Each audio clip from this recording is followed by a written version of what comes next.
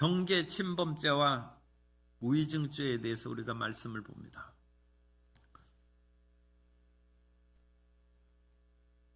우리가 살펴보는 신명기 19장의 전후한 그 부분은 우리가 지켜야 될 그 같은 사회생활의 여러 가지 법, 그리고 그 안에서 율법을 지키는 것도 중요합니다만 생명 존중 사상이 나타나 있습니다.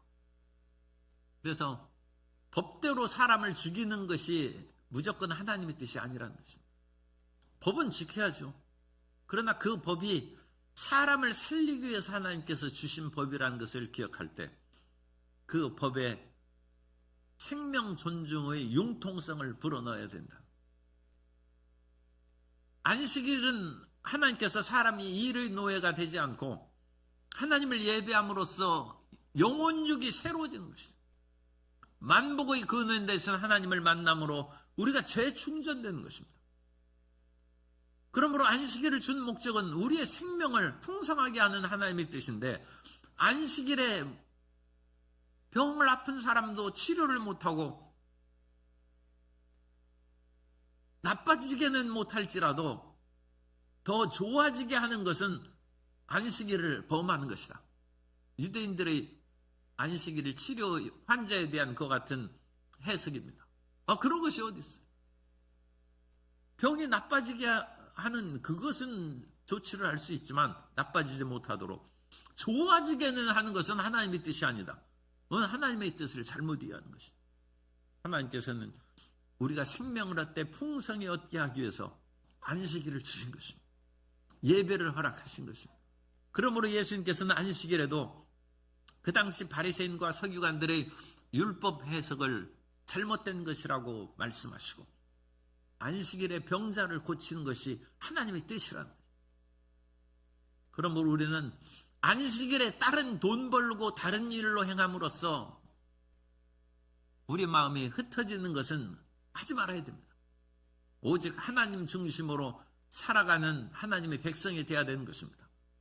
그렇다고 해서 그 사람이 마음의 괴로움과 생명을 갉아먹는 그런 것은 하나님의 뜻이 아니라는 것을 우리가 분명히 이해하므로 율법을 지키되 생명 존중 사상으로 잘 적용하는, 참으로 온전히 율법을 지키는 지혜가 있어야 될 줄로 믿습니다.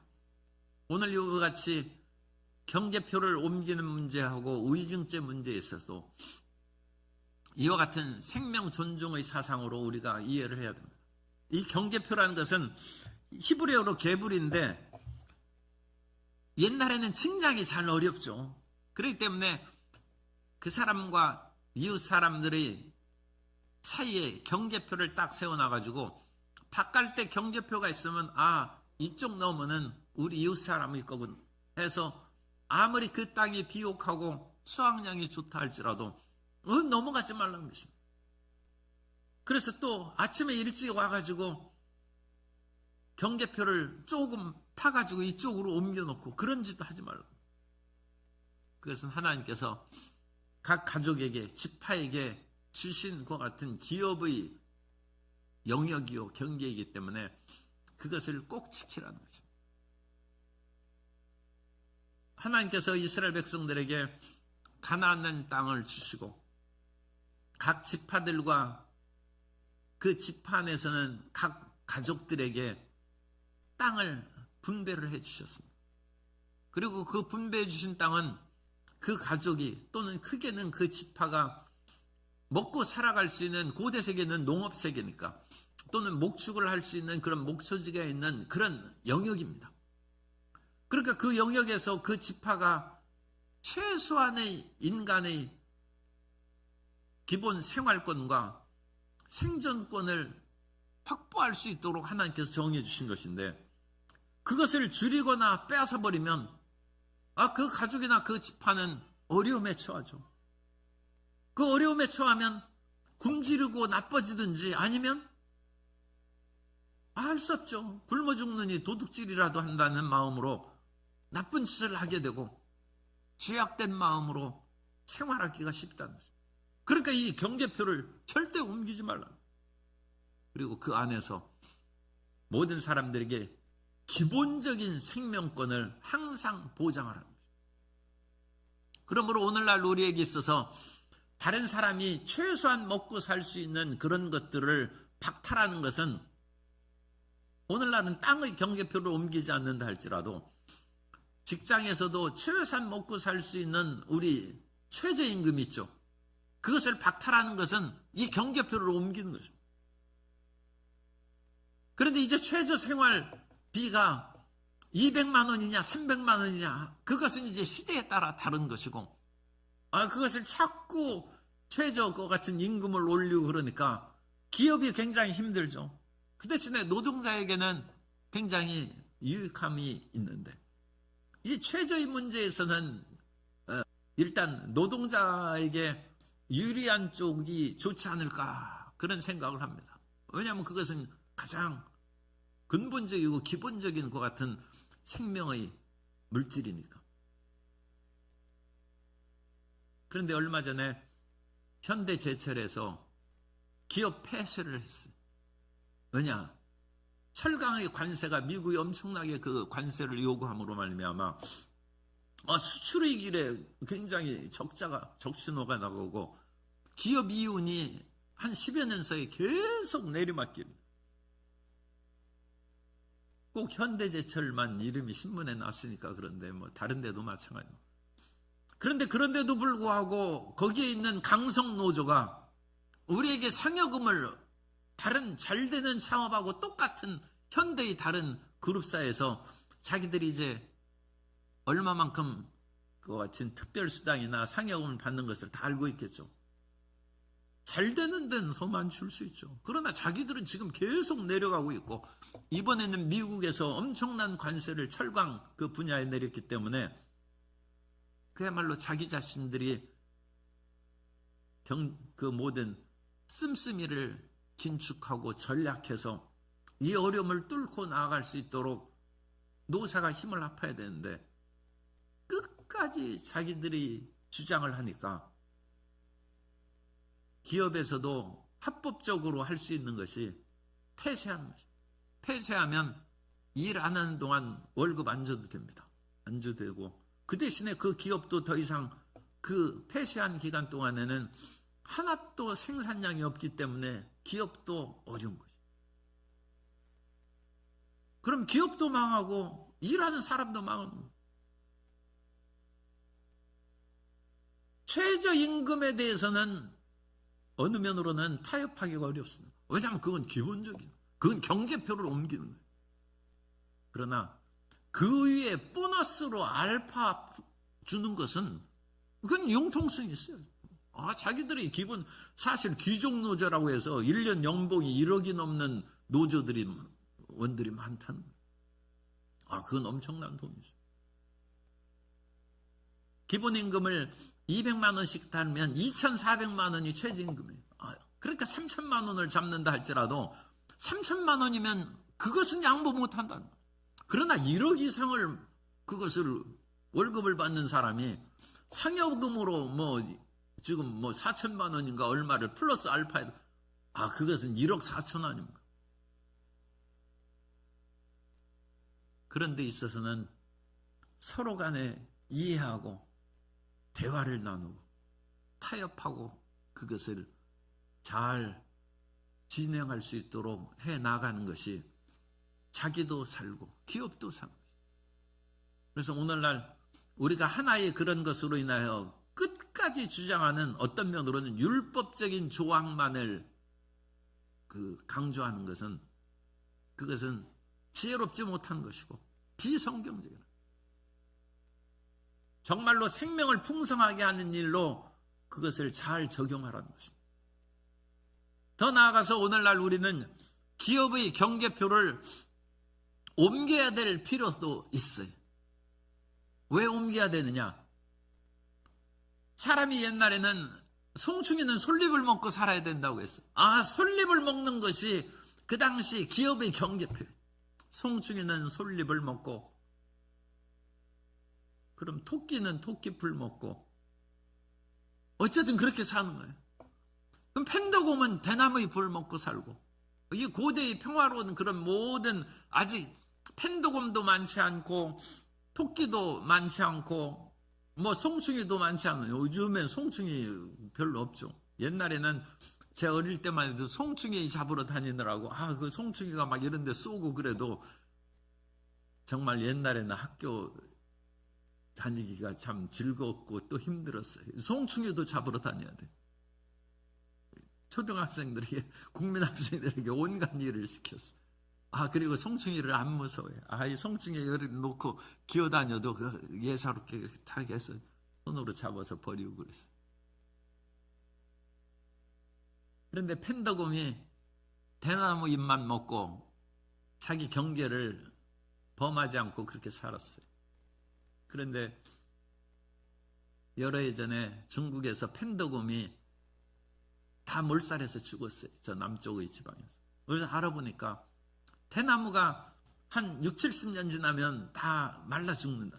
그리고 대나무가 다 죽으니까 펜더곰이 먹을 것이 없으니까 다 굶어 죽었어. 펜더곰이 굶어 죽을 지경이 되면 산을 넘어가서 다른 대나무 숲을 찾든지 대나무 잎으로 먹지 않으면 솔잎이라도 먹고 살 길을 찾아야죠.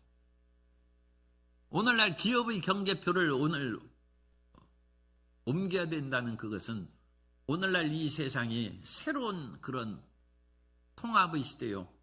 서로 간에 왕래가 빈번한 시대로 모든 것이 뒤집어졌기 때문에 이전에 그 살던 대로는 살기 어려운 시대가 됐어요. 우리가 잘 아는 얘기지만 우리나라는 밥상을 놓고 결코 밥그릇이나 그런 국그릇이나 그것을 들지 못합니다.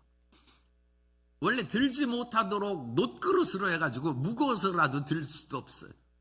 딱 놓고 그냥 먹고 정자로 그것을 딱 먹는. 그런데 그것이 먹는 폼은 좋을지라도 사진 찍기에는 좋은데 실제로 밥 먹는 데는 그것처럼 불편한 것이 없어요. 유대인들은 비스듬히 누워서 굉장히 자유롭게 같이 음식을 먹는데 우리는 고대 양반들이 정자를 하고 밥 먹는데 왜 갓을 쓰고 앉아서 다 앉아가지고 그거 같이 또 육군사관학교에서는 90도로 이거 숟가락을 딱 들어가지고 이렇게 입으로 딱 넣으니까 이 다 흘려버리는 거예요. 그런데 일본에 가니까 밥그릇을 들고 먹는 거예요. 그래가지고 딱 입에 대고 슥슥슥슥 이렇게 하니까 뭐 흘릴 것도 없어요. 그리고 요즘에도 나는 사람이 안 보는 데서는 밥그릇 들고 내가 착착 먹습니다. 왜냐하면 한국에서는 그렇게 먹으면 사람들이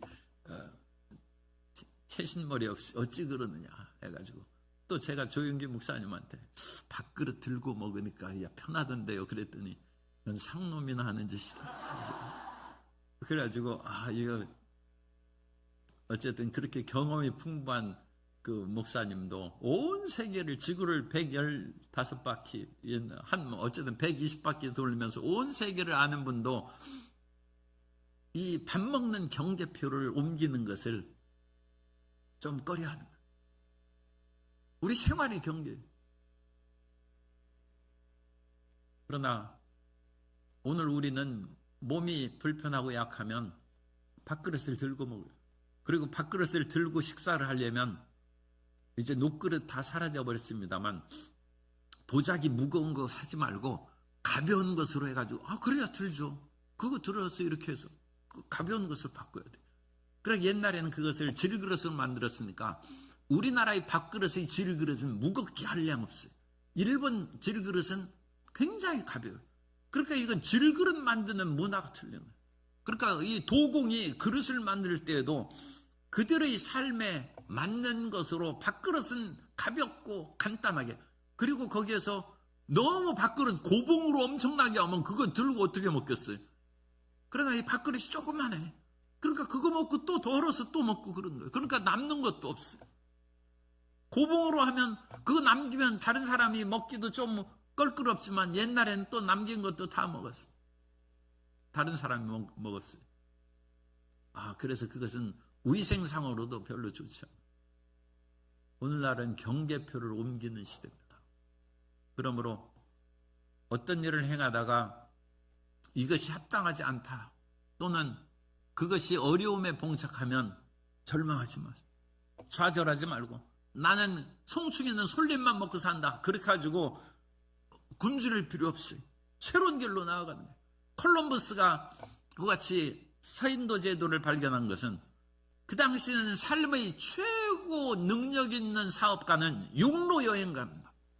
육지의 길을 통해서 인도에 가서 인도의 향료와 온갖 그런 물품들을 그와 같이 가져와서 유럽과 인도 사이에 무역이 성행했는데, 그 중간에 이슬람교가 딱 세워짐으로 말미암아 기독교인들인 유럽인들이 그 이슬람 세력권을 통과할 때 엄청난 관세를 부과했어요. 아무 이익이 안 나요. 엄청난 관세를 물면서 육로로 계속 고집해간 사람도 있죠. 할 수 없지 않느냐, 이게 우리의 길인데. 그런데 콜럼버스를 비롯한 그 당시 깬 사람들이 육지만이 길이냐, 바닷길을 열어가지고 바다로 돌아서 가면 될 것이 아니라, 그래서 유럽에서 바닷길을 열어서 이 바다를 정복함으로 유럽이 온 세계를 정복을 다 하는 건 아니지만 어쨌든 수많은 나라를 식민지로 만들어 배를 타고 다니면서 온 세계를 다 다니고, 그들이 바다에서 적응할 수 있는, 먼 길을 항해할 수 있는 기술과 자기 몸을 보호할 수 있는 그와 같이 무기를 개발함으로 말미암아 한 지역에 폐쇄해서 살고 있던 사람들이 그 먼데 적군이 오리라고 생각을 못했죠. 그런데 그 먼 바다를 항해해서 무기를 들이대니까 그냥 다 항복해버려. 오늘 우리 새로운 삶을 위하여 기업의 경계를 타파하고 전진하는 그 같은 삶의 자세가 피어나. 그래서 오늘 우리가 신앙에 있어서도 하나님께서는 우리에게 믿음의 분량을 주셨습니다. 그래서 그 믿음의 분량을 우리가 지키고 살아가는 거예요. 그러나 그 믿음의 분량이 이제 이 시대에는 폭이 넓어지고 새로워지는 것입니다. 예전에 여의도 순복음교회에서 성전을 지금 그 10,000명으로 성전을 지었어요. 한 10,000명 정도. 성도님들이 어찌나 밀려오는지 감당을 못하니까 그 성전을 짓는 것보다, 내가 정확하게 액수를 기억 못하는데 어쨌든 더 많은 돈을, 성전 짓는 것보다 더 많은 돈을 들어서 위에 이제 3층 4층으로 확장했어요. 그래야 겨우 15,000명밖에 못 들어가요. 그런데 한 해에 10만 명씩 늘어났습니다. 80년대 초에. 그러니까 할 수 없이 모든 사무실과 지하에 다 텔레비전을 놓고 거기서 예배를 드렸어요. 그러니까 일부 장감성의 그런, 일부기보다는 대다수의 그런 기존 한국교회에서, 아니 신령하지 못하게 어찌 하나님 앞에 텔레비전을 통하여 예배를 드리느냐고 비난이 찾아왔어요. 그런데 여의도 순복음교회에서는 더 이상 방법이 없어요. 성전 안으로 사람이 증축한데 너무 많이 몰려와가지고 복도나 그런 데까지 다 앉고 그러는데, 그런 안전성의 문제도 있을 뿐만 아니라 그걸 어찌 더 증축하겠습니까? 그렇게 할 수 없이 지하 성전 온 군데에서, 그래서 심지어는 그와 같이 지하 주차장에서도 차 들어오는 대신 거기에서 그냥 예배를 드리고, TV로 예배 드리는 것을 꺼려한 것 같은 그 당시 기존 여러 장감성 교회에서, 오늘날은 다 우린 여기 뭐 이렇게 돼 있죠. 우리보다 훨씬 큰 대형 스크린으로 아예 다 그렇게 차지해 놓고 현대화돼 있어요.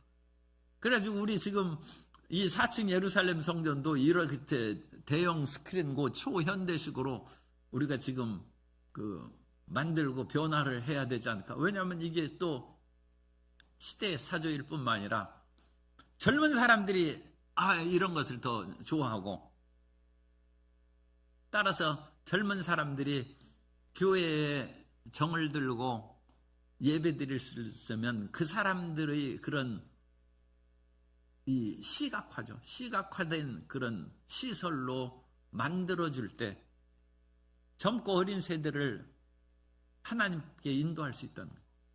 오늘 우리 기성 성도님들은 여기 이렇게 드리는 것이 좋아요. 그러나 어릴 때부터 휴대폰을 보고 그 모든 것을 스크린으로 본 자라난 세대들은 이게 어색하다는 거예요. 이렇게 하면 마음에 와닿지 않는다는 거예요. 그래서 그 사람들을 위하여, 그 젊은 사람들을 위하여 그런 식으로 시설을 다 뜯어고쳐.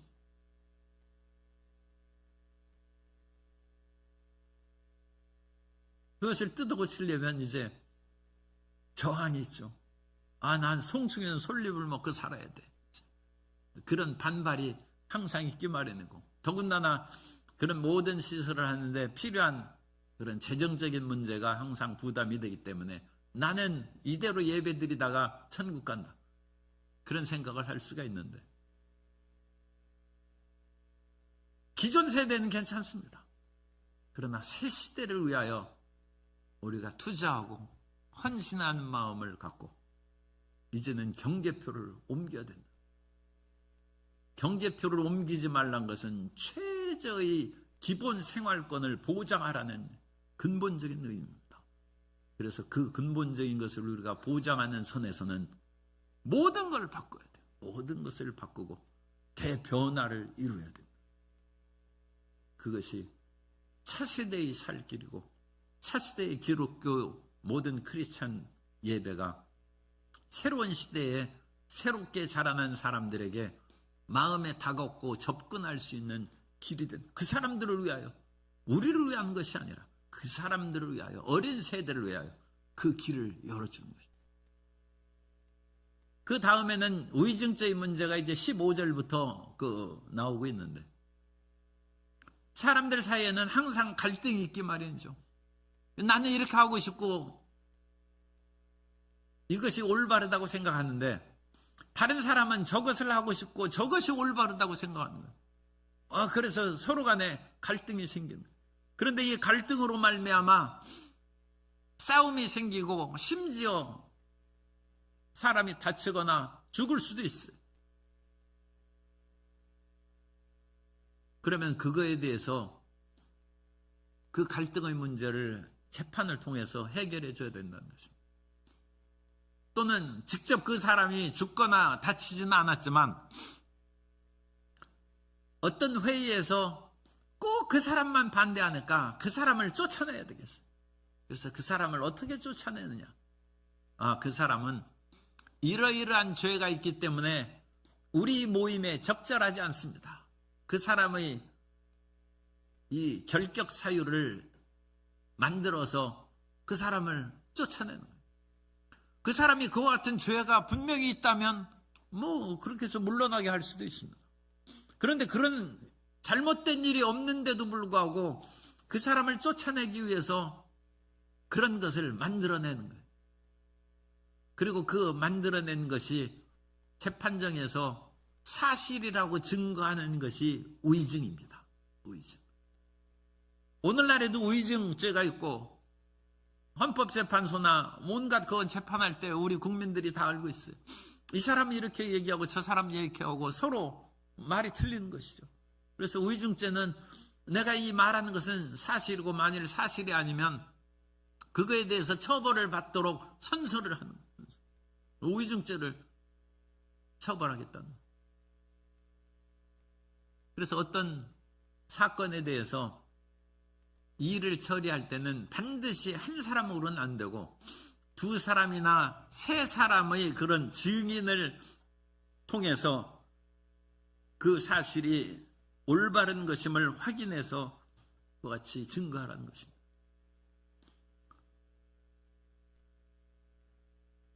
종교 시대에는 구약의 그런 시대나 또는 오늘날에도 국교가 있는 나라들이 있죠. 불교나 이슬람교나 기독교나 그런 여러 국교를 가진 나라들이 있습니다. 국교가 있는 나라에서는 국교가 아닌 다른 종교를 예배하고 그 신을 섬기면 그건 처벌됩니다. 우리나라는 국교가 없어요. 그러니까 우리나라는 종교의 자유를 갖는 것이죠. 그러나 국교를 가진 나라는 그것을 먼저 강조합니다. 그런데 성경시대에 특별히 오늘날의 용어로 국교라고 얘기할 수는 없지만 하나님을 믿는 것이 이스라엘에게는 당연한 것이고 하나님을 믿지 않으면 죽임을 당할 수 있어요. 오늘날 점친다고 해서 국가에서 붙잡아 가지는 않지 않습니까? 어떤 종교를 갖는다 해서 그것으로 인하여 법에 저촉되지 않습니다. 그건 자유죠. 그러나 구약시대에는 하나님 외에 점을 친다거나 무당이나 박수나 신접한 자, 초혼자, 온갖 것 같이 잘못된 영적인 세계에 연관된 사람들은 죽임을 당하게 됩니다. 그래서 의증 가운데 이 얘기를 생각하면 돼요. 저 사람을 잘못에 끌어들여야 되겠는데 어떤 잘못에 끌어들이냐? 다른 신을 섬겼다고 해서 그 사람을 끌어들이는 거예요. 그 사람은 정말로 신실하게 하나님을 믿는데 의증자가 그 사람을 죽이려고 저 사람이 몰래 달에게 절하는 것을 봤다는 거예요. 1월 성신을 섬긴 것을 보았고 우상을 섬긴 것을 보았다. 그러면 그 우상 숭배로 인하여 죽는 것이죠. 신명기 17장 3절, 신명기 17장 3절 이하에 보면 가서 다른 신들을 섬겨 그것에게 절하며 내가 명령하지 아니한 1월 성신에게 절한다 하자. 그것이 내게 알려짐으로 내가 듣거든 자세히 조사해 볼지니 만일 그 일과 말이 확실하여 이스라엘 중에 이런 가증한 일을 행함이 있으면 너는 그 악을 행한 남자나 여자를 내 성읍으로 끌어내고 그 남자나 여자를 돌로 쳐 죽이되 죽일 자를 2사람이나 3사람의 증인으로 죽일 것이요 한 사람의 증인으로는 죽이지 말 것이며.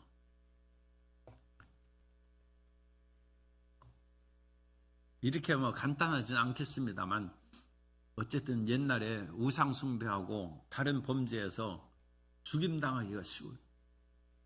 2-3사람의 증인을 모아가지고 하면 금방 죽는 거예요. 더군다나 어떤 권력자나 힘 있는 사람이 그것을 뒷받침해주면 빠져나올 길이 없어요. 그 대표적인 것이 나봇의 포도원 사건이에요. 나봇은 하나님이 주신 경계표를 나는 옮기지 않겠다. 이 경계표를 나의 기업으로 끝까지 지키고 아합 왕이 그 경계표를 이제 아합의 궁하고 연결되어 있어요. 그거 우리 땅으로 그와 같이 팔으라. 너에게는 내가 가지고 있는 다른 포도원을 줄 테니까 팔으라고 했는데 나는 하나님께서 내 조상들에게 준 이 기업을 못 팝니다. 그러자 아합의 부인 이세벨이 아주 나쁜 의증자를 끌어내어서 저가 하나님과 왕을 저주했다 하고 그런 얘기를 내가 들었다는 거예요. 그래가지고 나봇이 그 하나님과 왕을 저주한 그것으로 인하여 죄를 받아서 나봇이 죽었어요. 그리고 아합 왕은 그 나봇의 포도원을 빼앗았어요. 그래서 엘리야가 와서 이제 아합 집안에 하나님이 아시는데 내가 어찌 이런 일을 행하느냐 그러면서 이제 심판을 선언하는 내용이 나옵니다. 이런 것처럼 2-3사람의 증인이 있으면 꼼짝없이 죽는 거예요. 더군다나 왕의 비호 세력이 뒤에 있는 것이죠. 그러니까 일반 연약한 사람들이 제대로 살 수가 없어요. 그러나 이런 모든 것에 대해서는 오늘날 이 시대에는 하나님을 두려워함이 많이 사라졌습니다만 고대 세계에서는 그래도 그 하나님에 대한 두려움이 있으니까 그 하나님께서 그 모든 것을 끝까지 살펴보시고 지켜주실 것이다. 그래서 하나님은 만일 의증하는 자가 있어 어떤 사람이 악을 행하였다고 말하면 그 논쟁하는 쌍방이 같이 하나님 앞에 나아가 하나님이 최종의 그런 하나님 앞에서 하는 제사장이 최종 판결이죠. 그런데 하나님 앞에 서 있다는 거예요. 하나님 앞에. 하나님을 두려함이 어쨌든 성경 시대에는 있었던 것이고, 이것은 고대 세계 사람들의 어떤 면으로는 특징입니다. 고대 세계의 다른 그 이방 나라의 문서에도 보면 그 재판장이 최종 판결을 내릴 때 자기들이 믿는 신들의 이름으로 그 재판의 고소인과 피고소인에게 맹세하는 내용이 나와요. 그러자 그 고소한 사람이 나는 이 일에 대해서 확실히 알지 못하므로 우리의 신의 이름으로 맹세까지는 내가 못한다. 이것을 바르게 잡아달라고 고소는 했지만 우리의 신의 이름으로 맹세는 못한다. 그러자 재판장이 너는 맹세를 못하고 억울하다 하는 피고소인은 맹세할 수 있느냐? 나는 맹세한다. 난 죽어도 그렇지 않다. 그러면 재판의 승리는 이 억울해서 나는 죽어도 나는 신들의 이름으로 맹세까지 하면서도 이 일이 이렇다고 주장하는 그 사람에게 승리의 판결을 내립니다. 고대 세계에는 신들에 대한 두려움이 있어요. 오늘날에는 하나님에 대한 두려움이 없고 신은 죽었다고 외치는 세상이니까 이제 재판이 더 어려운 것이죠. 재판이 더 어려운 것이죠. 그러나 오늘날 이 세상에서의 모든 판결을 우리 눈으로는 확인할 수 없을지라도 마지막 하나님 앞에서의 심판은 남아있습니다. 그러므로 세상에서 혹시 억울한 일을 당한다 할지라도 그것을 인하여 이 세상 끝나고 더 이상 이와 같은 세상 살 필요가 어디 있느냐? 그렇지 않습니다. 우리는 이 세상뿐만 아니라 영원한 세상이 우리에게 있으므로 이 세상에서도 정의가 승리하기를 기다리고 그 일을 향하여 전진해 나아갈 뿐만 아니라 혹시 그것이 어지러운 세상이 되어서 다 무너진다 할지라도 하나님 앞에서 우리의 억울함이 반드시 해결될 것을 믿고 끝까지 희망 가운데 믿음 가운데 살아가는 성도 여러분이 돼야 될 줄로 믿습니다. 항상 그 마음의 담대함을 잃지 말아야 돼요. 그런데 이제 위증하는 사람이 한 명밖에 없어요.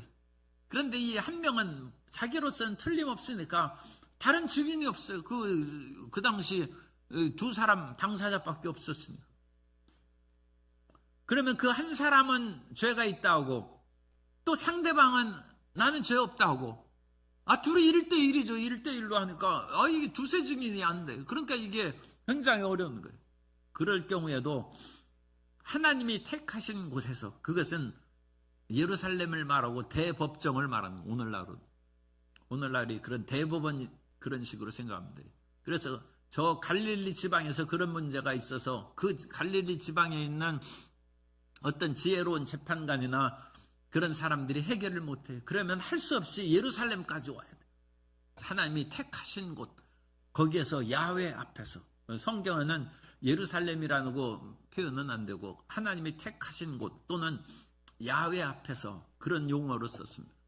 그래서 하나님이 계신 곳, 하나님이 택하신 장소, 그것이 이제 예루살렘입니다.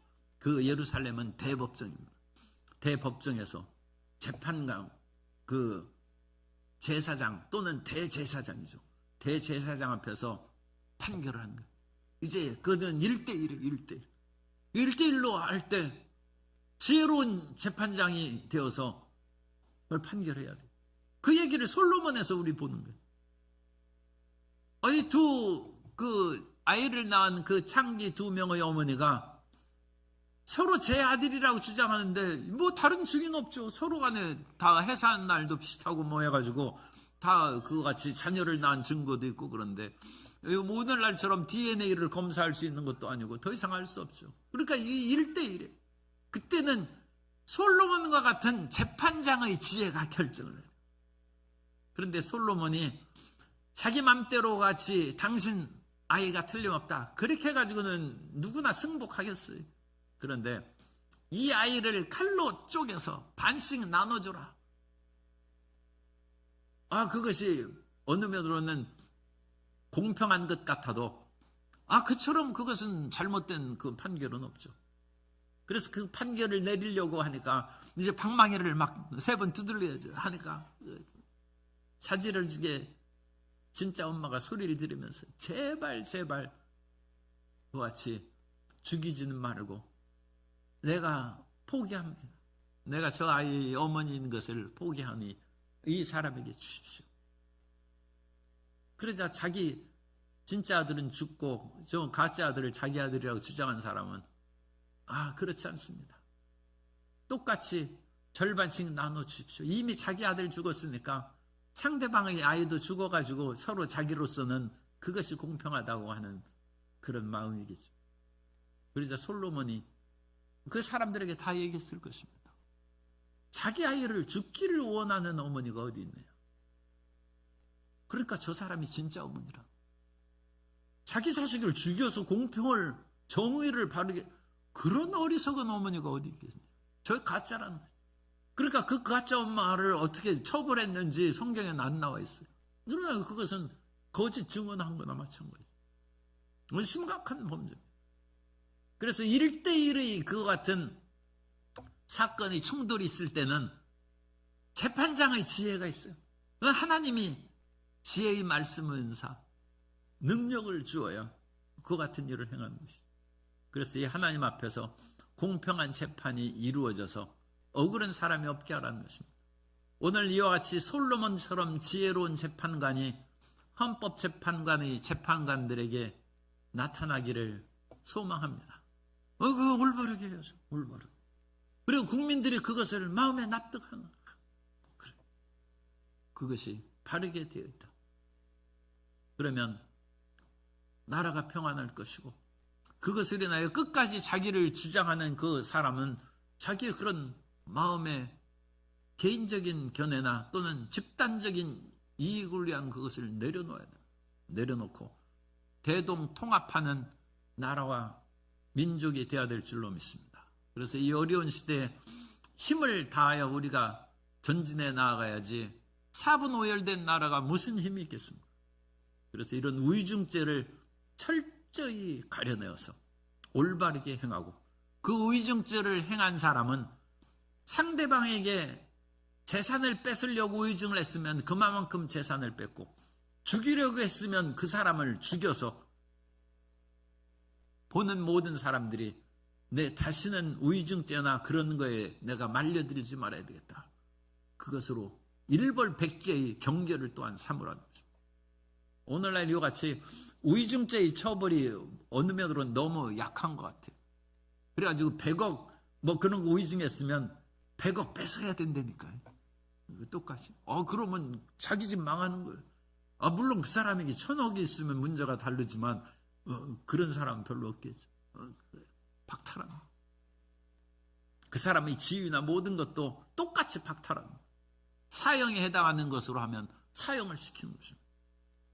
그래서 정의 사회가 될 때 온 국민이 이스라엘에도 평안하고 오늘날에도 평안하고 신실하고 정직한 사람이 잘 사는 사회, 잘 사는 대한민국이 되기를 소망하고 하나님께서 그런 기도를 들어주실 줄 믿습니다.